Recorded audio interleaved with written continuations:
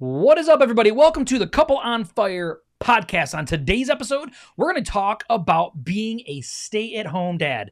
And that's coming up right now.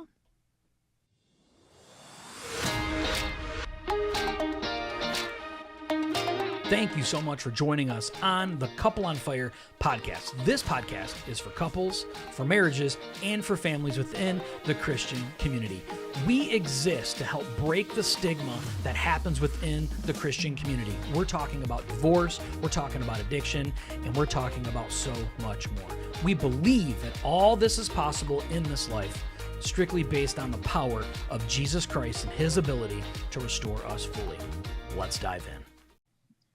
Yeah, people, let's dive in today. I'm one of your hosts, Josh, and I'm here with the always absolutely gorgeous.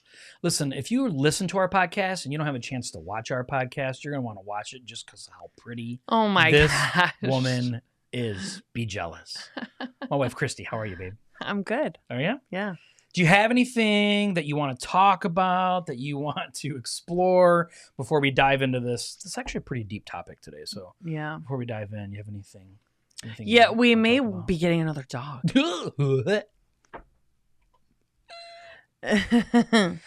Yeah, maybe. Because that's what we need is another dog. Mm-hmm.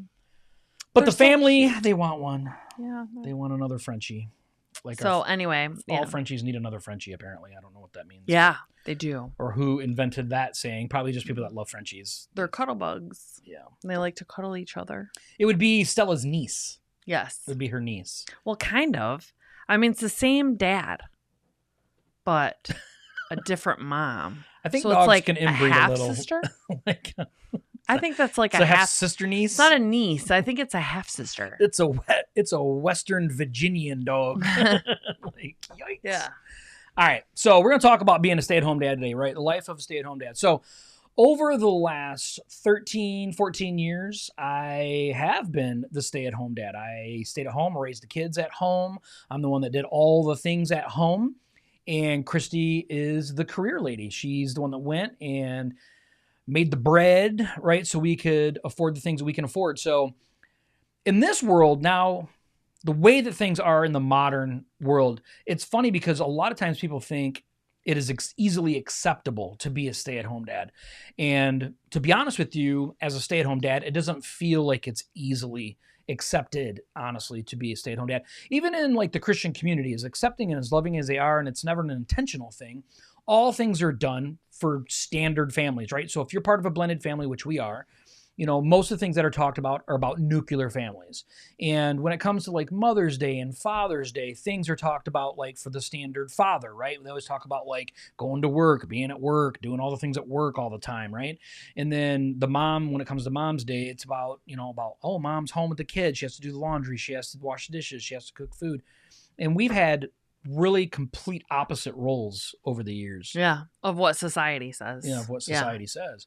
Which has caused a lot of weird feelings, I think, for both of us. Yeah. Really weird. And it's been a hard thing to really kind of get accustomed to get, to fall into that role. Now, I love the role. I loved the role. I still do. I mean, I can't really call myself a stay-at-home dad anymore. Our youngest is 19. He's graduating high school in 2 days.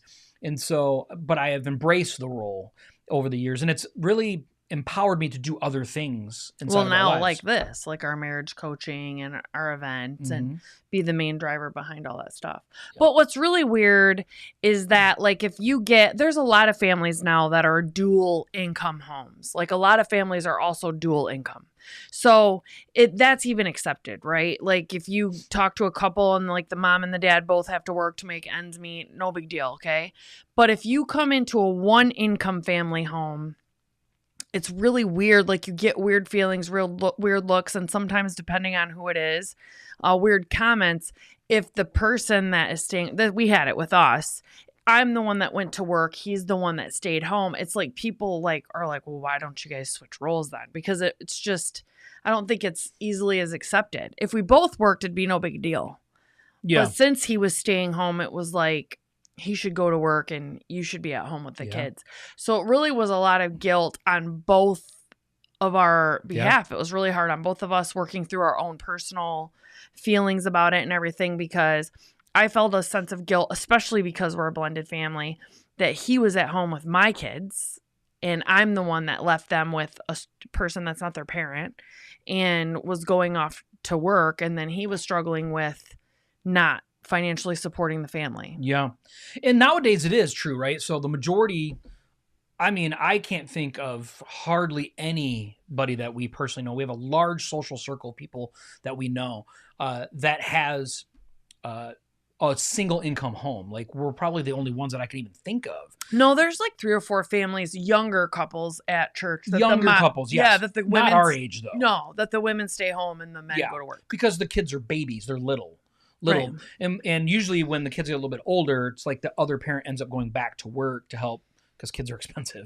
It's and ridiculous. We have one other couple now that is one of your best friends that he basically was a stay-at-home dad. He is. And he works part-time now. Yeah. He works part-time now. But it is rare.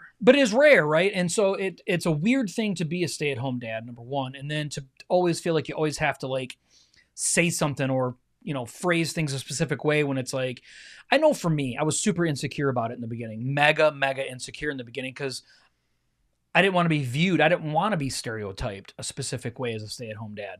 I didn't want people to think that, I wasn't capable of having a career as a man, right? It hurt my pride because I didn't want people to think that there's anything wrong with me being a dad staying at home.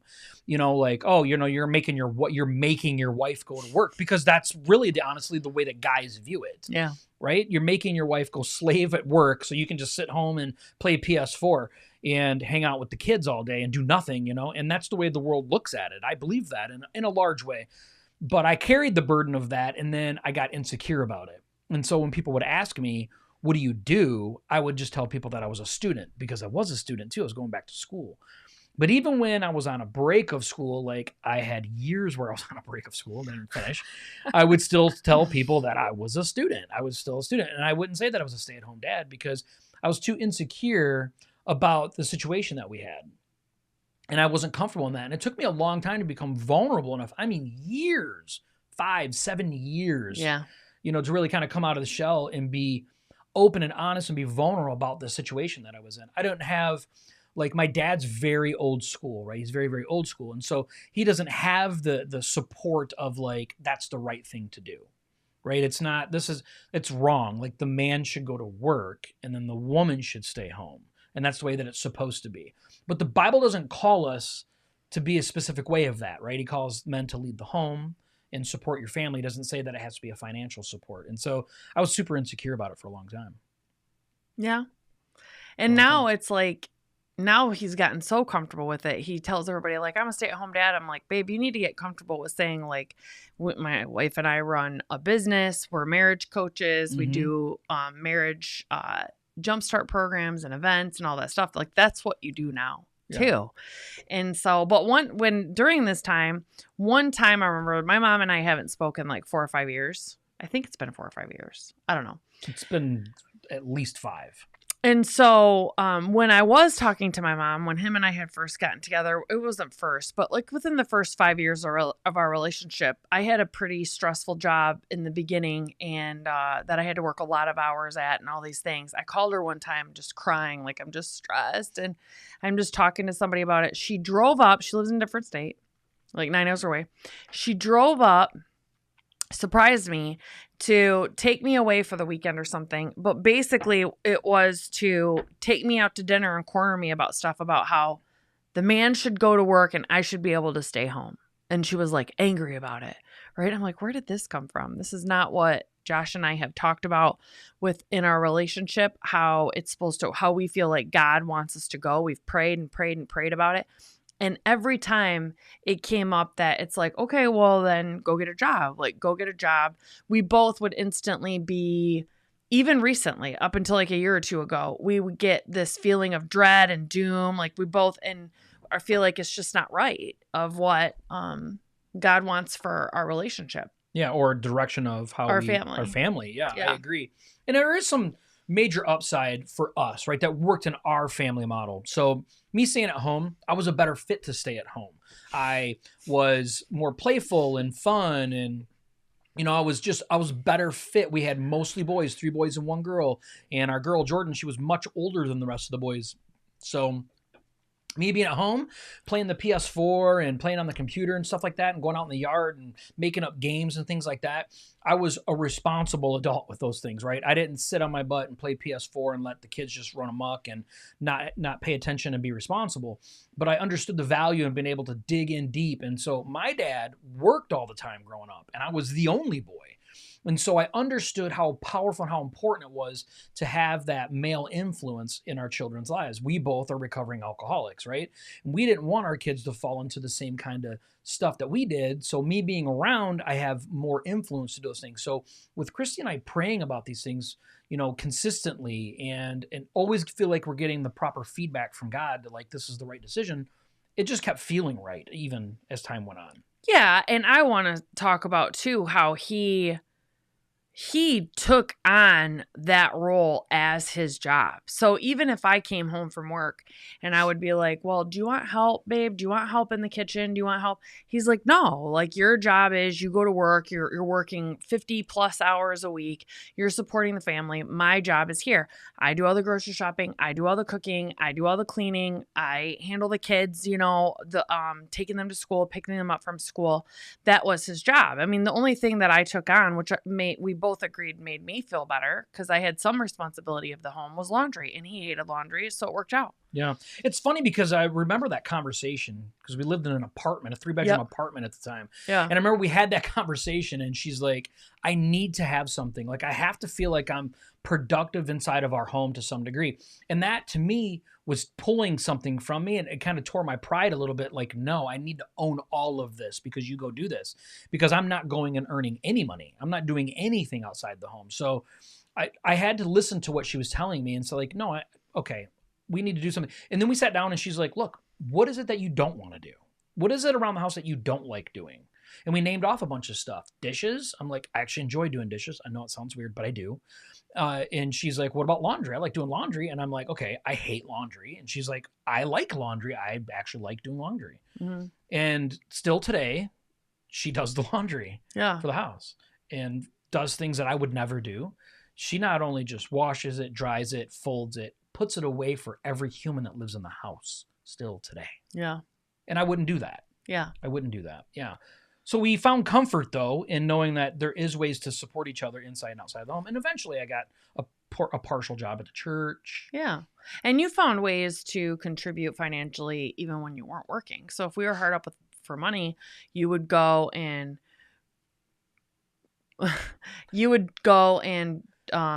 garage sailing and find certain things at garage sales. You'd post them on eBay and sell them and take these beautiful like pictures like they should be in a magazine and sell stuff. Like he always became very, what's the word I'm looking for? Resourceful, on things like that. When money did get tight because we were only but back in the day it was a lot harder. Less. Yeah, it was a lot less. He became resourceful on doing things. So so Stephanie's like, my husband is about to be a stay-at-home dad for the summer. Lots of changes coming. Yes, and there is a lot when it comes to that, especially when you're new to it. So there's so much. I'm going to see if I can actually make this go bigger. Yeah, easier to read. Yeah. Then Cheyenne's like, you want to come to my house and do my dishes? Look, right. Look. That's what I think, Cheyenne. I'm like, you like to do dishes? I love doing dishes. Okay. But if I'm coming to your house doing them, I'm getting paid for it. Okay. Let's be honest. Like that could be my separate income. All right.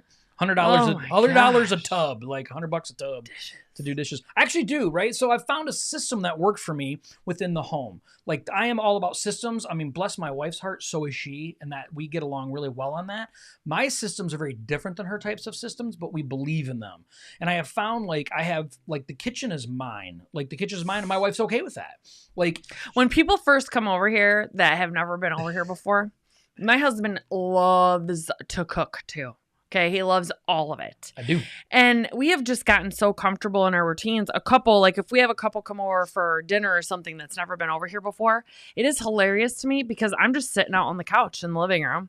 And it's always like the female that's going out in the kitchen, like, do you need help with anything? Like, do you need help? Yeah. And I tell them, I'm like, you seriously just need to stay out of his way. I'm not like being lazy. Like I used to try in the very beginning of our relationship, like drop me, and he established like that's his job, all these things. But it's also because he has like a McDonald's. Like if you ever saw The Founder and the McDonald's, they went out in the parking lot and they chalked the huge life-size version on the parking lot of the restaurant and how they could get everybody going like a symphony between doing the French fries and the hamburgers and all this. That's Josh. Yeah. So he has a symphony of how he is cooking multiple things and doing, you just need to stay out of his way, you know? So even when we have life group now, I like to stay in the kitchen and I like to cook all of the food. Always. Yeah. We did like breakfast this week for life group and it was kind of funny. So everybody kept coming up like, you want me to help? Want me to help? No, I actually have a system of things. But I've learned over the years, having these systems, I've been able to include the kids in some of the systems, not include the kids in some of the systems, right? But it's been an efficiency thing. But like the kitchen is mine. And the world doesn't understand that. Like they don't. Like people think, like Christy said, people come over to our house that they've never been there before. Like not only do I make the food, I make the plate and I give out the plates. Like that's what I've always done. I'm comfortable with that. It's a system that works for us. So I make my wife's plate and I give it to her. I still get kind of feelings of like insecurity though when people come over, and it's just because that's the way our world is, right? Yeah. The woman will come up to me if they are wanting to help and they're like, "Where's your casserole dishes?" I'm like, I don't know. Like, you need to ask him. I have no idea. Yeah. Where's your spatulas? I don't know. Like, I don't know. I know where to get silverware from myself. And usually I use plastic, and we have a big thing sitting on the table in the kitchen with plastic knives, forks and spoons. Yep. So I know where the cereal is, and I don't even eat cereal. I just know where it's at. But if you need like a special type of dish for baking, cooking, on the stove or in the oven, any of that, I have no clue. I know where the bowls are and the coffee mugs are. Yep. That's what I know. And you know where things are in the refrigerator most of the time. Most of the time. Not even all of the time. Yeah. She'll be like, "Hey, we're out of this." I'm like, "No, it's in the back right of the refrigerator." But it's kind of funny. But we have found over the years, though, that the unconventional models become very conventional for us. Yeah. Super functioning. Yeah. Like super high functioning. But it is like a level of insecurity. It still is. Especially, I do think it's more so for, I'm glad that we're talking about this, because I do think it's more so for the if you're a stay-at-home dad, I do agree that it's much more acceptable in this day and age for the female to work. So I do feel like me going to work, I feel guilty about it. I bared that weight myself, but I don't think it was judgment. Like, I can't believe my mom, it came judgment. Like, I can't believe you can go to work and leave your kids at home. But regardless, people aren't looking at me saying, I can't believe you're going to work. A lot of people, I think, secretly would be like, of course she goes to work because her husband's won't go to work. He's at home, you know? So a lot of that guilt and a lot of the weight of that, I do feel would fall on the man, because men want to be conquerors, right? For sure. Yeah, we do. And providers. Yes, and providers, yes. And all of those things. We find a lot, like, men find a lot of pride in that. Like, that's like, I went out and I slayed it and I brought it back and there it is, now we can all partake in it. Yeah. And it's kind of that feeling. And it's like, I've had to learn over the years, especially through prayer and working through my own personal feelings with God about, I have to be satisfied in the way that God has allowed us to design this life. Yeah. And of what he wants. Of what he wants, right. This is the way that he has designed, pushed us and guided us. And this is, I have to find satisfaction in that. And I think it almost reminds me of addiction. It's kind of a weird thing. So, some of us, everyone has different crosses they have to bear. Right. And I'm not saying that this is the cross that I have to bear, but this is the path. And it's like, there is crosses that you've had to bear with being a working mother, right? Not all of it's rainbows and awesome. There's a downside to it. And I feel like the same thing with this. And one of the things that I continue to struggle with, I would say to some certain degree when it comes to being a stay-at-home dad, is knowing my role as a leader within the family unit. Can be very confusing and feel gray at times, or clouded at times. My wife is a strong type A. If anybody knows who she is, she's a very strong type A. She's very driven. She's, climbed the ladder to the top in the corporate world. So she's used to being the boss at work, and her coming home and being in the home, sometimes she has to be the one reassuring me that I'm the leader of the home, because I don't feel like I am. And that's, the enemy, I think, seeping in and trying to convince us of something that's not right. What's really interesting is when it came to our setup of our house. So if you are a stay-at-home dad, this is something that you and your wife need to think about, is we actually had, this is where you know it's God. Like, we actually have a lot of peace together about that decision and how we go. Where the disunity or the doubt starts coming in is when we start listening to the world or society or these outside forces of this isn't the way it's supposed to be. And then you start questioning, like, wait a second, that's not right though. Because when we come back and we're in our own space and we're praying about it, we have peace about it. We feel confident about it. It's the world that makes us question it, which is what has told us from the beginning. Because even now talking about it, I have so much peace about it. But then when I start thinking about how we're talking about it, I start getting anxiety again. Like, is it right? Is it right? Yeah. But we know it's right. We've been blessed and blessed and blessed and blessed because of it. And it's not out of line of God's word. Correct. You know, and that's something that's really important. Like, I have to constantly remind myself, okay, am I living within what's God's word? You know, I don't want to be living outside of that. And I feel like my house is in order. I know that my house is in order. It's not a matter of whether it's in disorder. And it's what Christy's saying, though. Am I allowing the world to make me feel differently than what the truth is? And that's an easy thing to feel overwhelmed with that sometimes as a guy, because we're driven so much by pride, like so much by pride, you know, and about, you know, manly things. And like, you know, I don't fish, I don't hunt. That doesn't have anything to do with being a stay-at-home dad, though. I'm so glad. Right. I don't want any of that. Well, when I was 15 years old, I was in a hunting accident, so it's easy to not hunt, but it's, you know, it's one of these things, you know, so you take all these things that the world says is manly, right? And then you also be a stay-at-home dad. It's like, I feel like I'm constantly swimming upstream emotionally against these things. And I don't know, I've gotten to the point now to where I have myself convinced that not only is it my right place, but I couldn't, and my wife and I have talked about this, right? I have a different attachment when it comes to pride to money. And my wife doesn't have that same type of attachment. And I think, you know, if you know anything about Rick Warren's story and you know about his book that he wrote, you know, I think it's amazing. Like, God puts us in positions to be humbled by specific things. And that if I was in the workforce, I think I would care more about having a bigger title and making more money, where my wife isn't those things.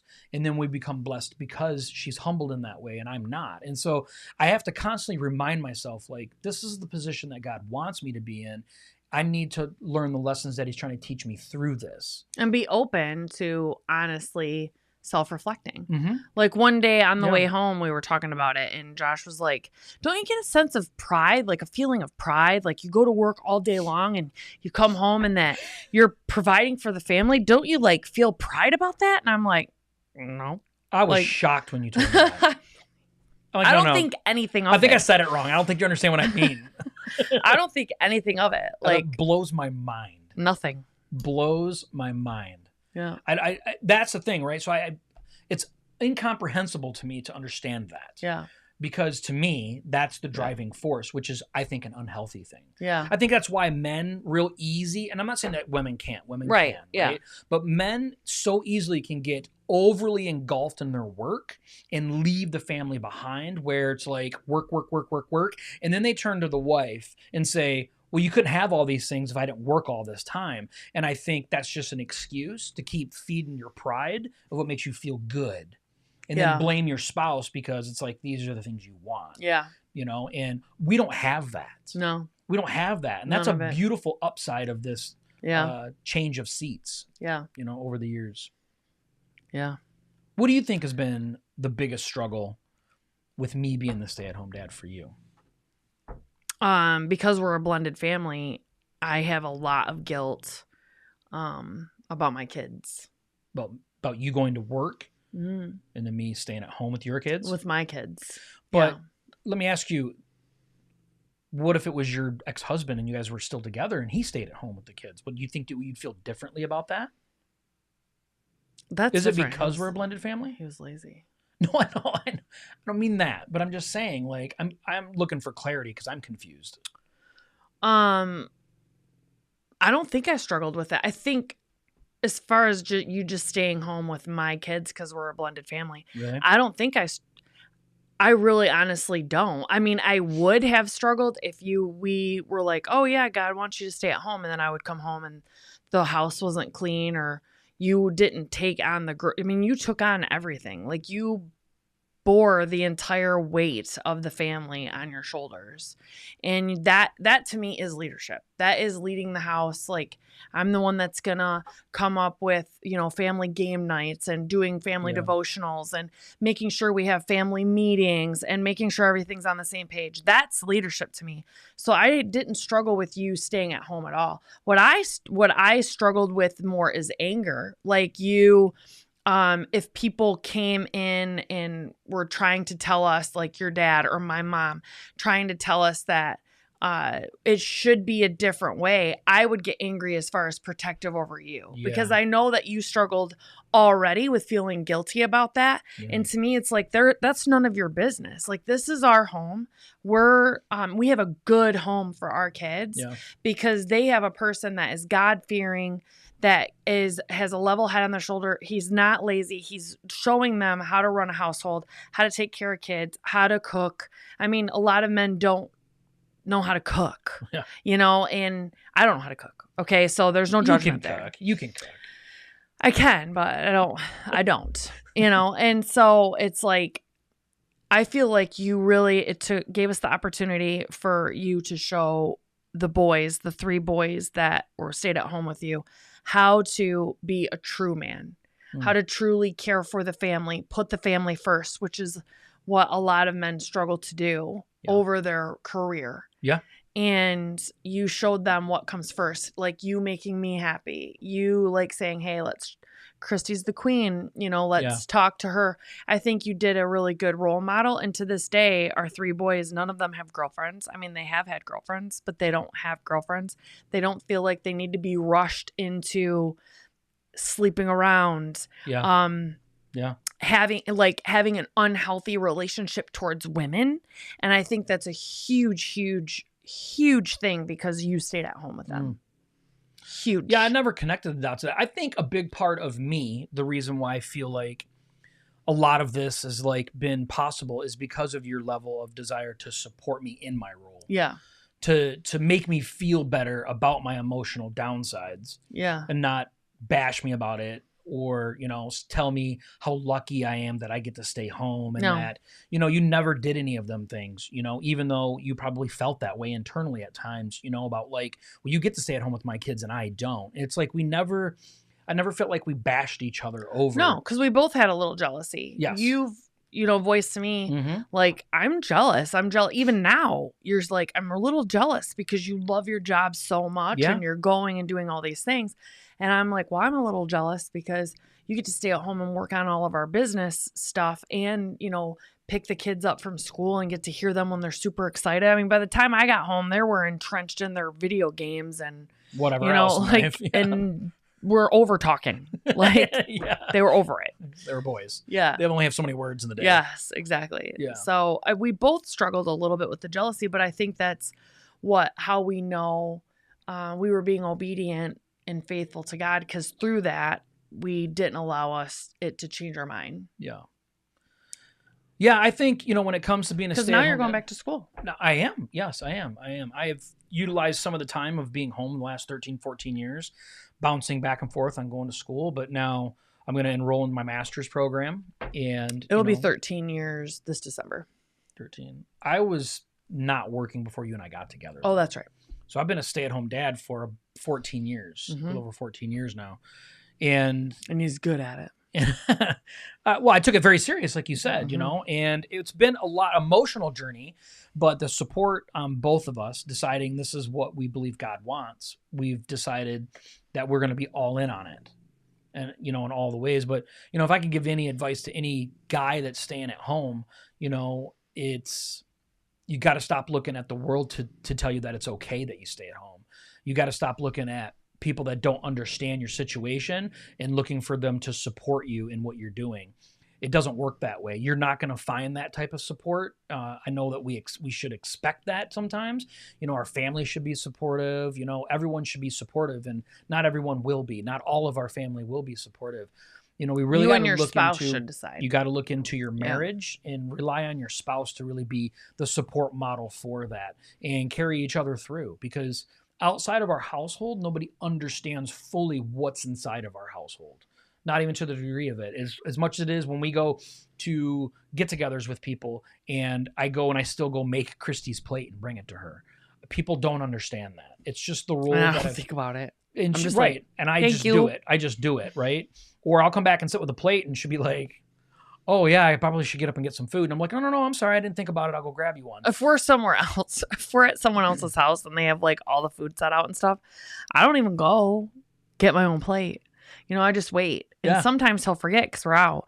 And so I'll be like, oh, and then I'm like completely clueless. I'm like a small child trying to prepare my own plate of food. Right. Or we go out to eat and someone's like, well, how do you want that cooked? I'm like, how do I want that cooked? yes. I don't know. Do I like that? I don't know if I like that. Am I supposed to like that? Right. Is that good? I don't know if that's good or not. But we've embraced it, and people do not understand it. We get weird looks. We probably get whispers, but our household works, and it works well. We're happy. We've embraced it. We're happy. We're happy, and we've embraced it. But for all you stay-at-home dads, you know, or if you're considering on whether that's good for your family to be a stay-at-home dad, maybe you guys are in a financial situation where that can be possible, don't shy away from it. God has created you as a man to be a leader of your home, and you can be a leader inside your home by being a stay-at-home dad. You know, it gives you an opportunity. Some men are just fit for that. I was fit for that. Yeah. You know, and God knew that, and we've embraced it over the years. And now we're going into a different season of life. And I'm rolling and embracing that, you know, leaving the stay-at-home dad thing into being, you know, a stay-at-home business person that runs business and finishing school, to get my certificate in therapy and so on and so forth. And so, you know, it's not an easy journey regardless of roles that we have, but we have to learn how to embrace it and do whatever works best for your family. Mm-hmm. I agree. And listen to God. Yeah. Right. Listen to God. As long as it's in line with what God says, you know, there's nothing wrong with doing things unconventional. Right. You know, the world is evolving. But I would say as a stay-at-home dad, take your job serious. You know, if your spouse is out working hard, make sure that you're home working hard and you're taking that very serious. Mm-hmm. All right. Anything else? That's all we got. Yep. That's all we got. That's all we got, folks. That's all we got. All right. Thank you so much for being here. We appreciate it. If you hadn't had a chance to hit share or like on whatever platform you're on, please do that. And we will look forward to seeing you next Tuesday at 7. Bye.